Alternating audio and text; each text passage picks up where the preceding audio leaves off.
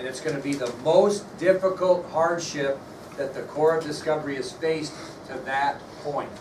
Okay? So they get to the base of the Lolo Trail on September 13th, 1805. It is going to be 140 miles over that trail into present-day Idaho, and it's going to be the most difficult hardship on the expedition. I'm going to give you 4 reasons why. 4 reasons why this was a very difficult trek. Anybody want to guess why? A pretty obvious reason. Why was it tough? Well, it was uphill and downhill. You know how a pass is, but the pass is very steep and rocky. You ever notice when you go hiking, sometimes it's harder on you to go downhill on a steep terrain than it is uphill, simply from the, it is for me anyway, from the banging on my legs as I go down. I'd almost rather go uphill. So just because you're going downhill doesn't necessarily mean it's that easy. So the terrain throughout the 140 miles was very steep and rocky, both uphill and downhill. What time of the year is it in western Montana? Getting fall, getting close to winter. So what did the ground, what was it covered with? Ice and snow. So that even makes it more difficult to travel over rough terrain, is when it's covered with ice and snow. So that's another reason why it was difficult. Now, you guys, how many of you guys are four-wheelers? Like to take your four-wheelers out? God, doesn't it tick you off when the doggone Forest Service doesn't clear that tree that fell over the path? You might have to get up and move it yourself, or you might have to turn around or get out your chainsaw. Do you think this Lolo Trail, you think the Forest Service had been through there and dumped all those trees and cut them and moved them off for them? No, the whole trail is full of broken timber. So this, not only you're walking on steep terrain, up and down, not only is it snowy and icy, but there's fallen timber all over that trail, which makes it even more difficult to go across. What else might be a problem? They're gonna have a little trouble here because they aren't carrying a lot of meat with them. What are they expected to do? Hunt. Well, just so you know, there wasn't a lot of deer or animals in general that were interested in living in that terrain either. Didn't see a lot of game to shoot. So you might think, well, they could have just, you know, fed off the deer and elk and everything they shot. They never saw very many because those type of animals weren't hanging in that rough terrain, in that fallen timber. So there was very little game to shoot on the trail as well. So the terrain over the pass is very steep and rocky. The ground was covered with snow and ice. The pass was broken by fallen timber, along with thickly overgrown pine and fir trees, and there was very little game to shoot on the trail. So as a result, these men got so hungry over the Lolo Trail that they ate their candles. They had candles they used for light. They ate them because they were so hungry. So as a result of these hardships over the Lolo Trail, the men of the expedition became so hungry, they actually ate their candles.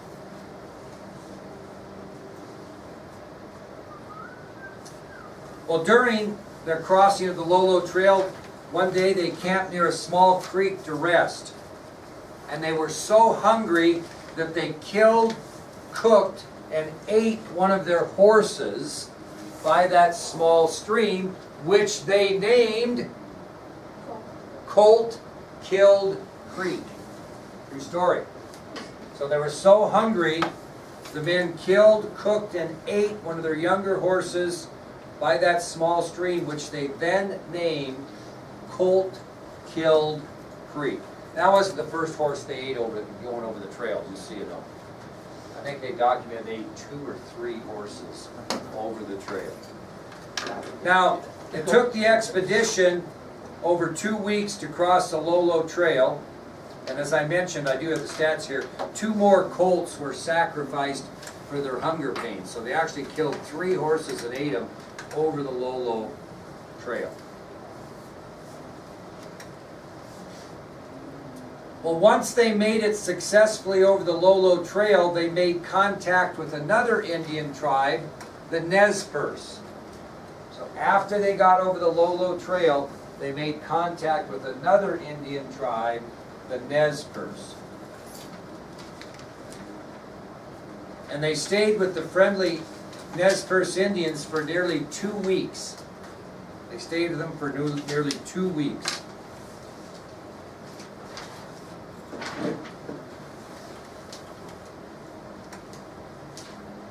And during that 2 weeks prior to their departure, the Nez Perce would supply the expedition with 3 things of significance for their trip to the Pacific. So during that 2-week stay, the Nez Perce are going to provide the expedition with 3 things. First of all, they're going to provide them with dried salmon. Dried salmon. The Nez Perce are also going to supply the expedition with plants to eat. Plants to eat, or vegetables, so to speak.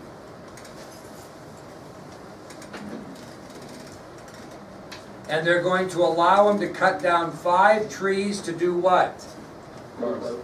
Make canoes out of. Yep. Because the Nez Perce chief told Lewis and Clark that the rest of the journey to the Pacific would be best traveled by using water routes, and would direct them to those water routes. Okay? Which reminds me, have you ever heard about the Montanan and the North Dakotan and the Texan that got captured by hostile Nez Perce Indians about this time? Let me tell you the story. So this Montanan and this Texan, this guy from Wyoming, get caught by these hostile Nez Perce Indians. And they're just tired of them infringing upon their land. So the Nez Perce Indian chief ties all 3 men up to a stake. And he goes the first day, the guy from Wyoming, he says, "Wyoming white man, I'm tired of you encroaching upon our lands. We are going to kill you. How do you wish to die?" And the Wyoming man, a tough man, says, "I'll die by the pistol." And all the young braves go, "Ooh, brave man, brave man." So they shoot this guy from Wyoming with the pistol and kill him, and then they don't waste anything, so they carved his body into a canoe, because they're going to use it for a canoe. Okay? So the Nez Perce Indian chief goes to the guy from Montana. He says, "Montana white man, you've infringed upon our land too long. We are going to kill you. How do you wish to die?" And the Montana guy says, "I'll die by the rifle." All the young braves go, "Ooh, brave man, brave man." So they shoot him with this rifle, and they carve him into a nice canoe that they're going to use to, float the rivers. They get the guy from Texas, and they say, "Texas white man, we've had enough of your infringement upon our lands. We are going to kill you. How do you wish to die?" And the Texan says, "I'll die by the knife." And all the old braves are going, "Ooh, not so smart." He goes, "Oh yeah? Well, I'll tell you one thing. You're not going to make a canoe out of me." Moving on. So he would sink, right? Oh, whatever. All right, moving on. I've been waiting all day for this. Terrible. Anyway, We're telling the jokes. Nez Perce chief tells Lewis and Clark that the rest of the journey to the Pacific would be best traveled by using the water routes.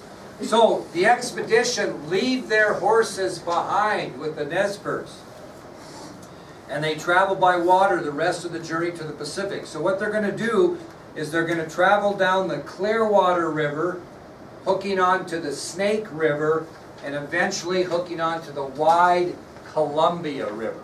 So now the tide has changed. The Continental Divide has been crossed, and the rivers will be running to the Pacific.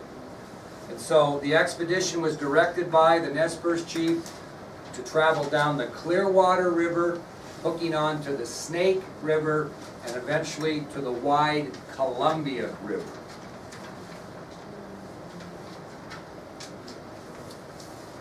Well, after traveling approximately 640 miles by water for almost 2 months, the expedition was drawing closer and closer to the Pacific Ocean.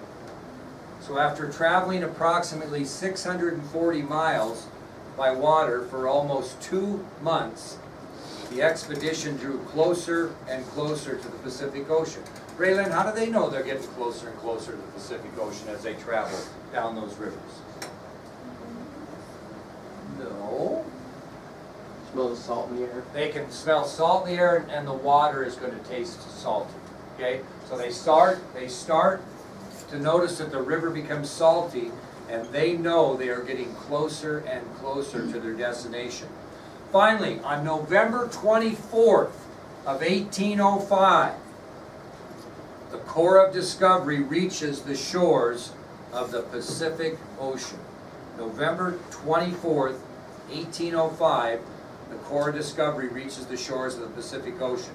They have traveled 22 long months and covered 4,162 miles from St. Louis, Missouri to the Pacific Ocean. So after 22 long months of travel and covering 4,162 miles from St. Louis, Missouri, the expedition had discovered what? The Northwest Passage. The route, not completely water, but the water route in its extent from the Mississippi River to the Pacific Ocean. Well, Lewis and Clark then gathered the members of his expedition and they voted on where their campsite would be for the winter. So Lewis and Clark gathered up the expedition and gave them some choices, and they voted where they would camp for the winter. And the site that was chosen through vote was Fort Clatsop near present-day Astoria, Oregon. So the place that was voted upon by the group was eventually called Fort Clatsop, and it was located near present-day Astoria, Oregon. What's the significance of that little bit of information? That the expedition was brought together and voted on the winter campsite. Anybody want to pick up the significance of that? We've had done it before. Who? The men didn't have a say in it. It was Lewis and Clark that feel like good. Maybe you're getting close. For the first time in American history, there was a vote held in which a black man and a woman were given the right to vote. Kind of ironic, right? They didn't have to give York and Sacagawea the right to vote. That isn't what happened in those days. So this vote on the shores of the Pacific Ocean would become the first time in American history that both a black man and a woman were allowed to vote. So where are they going to spend their second winter? Fort Clatsop. They're going to spend about 4 months there. It rained every single day with the exception of 12. So how many days are there in 4 months? How many days are there in 4 months? 120 approximately, right? 120. Rained every single day except for 12. The whole time they were there. What do you know about rain? Is rain a happy thing? I mean, rain's kind of fun once in a while, but gloomy, but getting pounded the entire time, all but 12 days with no sunshine, would be a tough go. And many of the expedition became a little bit down the dumps and depressed, and I can assure you that by the time the 4 months were over, they were eager to get back home.